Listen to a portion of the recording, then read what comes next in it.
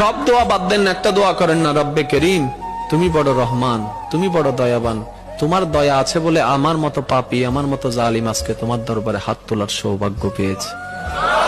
আল্লাহ তোমার দয়া আছে বলে আজকে আমি এখানে বসতে পেরেছি। আল্লাহ তোমার কাছে আমার একটা ফরিয়াদ।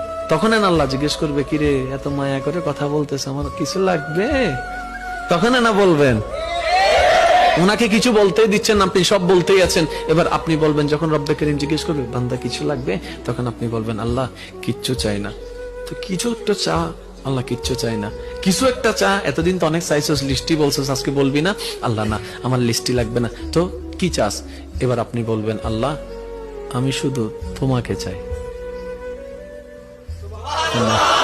একটু বুঝেন, আল্লাহ আমি কিচ্ছু চাই না, আমি শুধু তোমাকে চাই। রব্বে করিম বলবে তুই আমারে চাস মানে?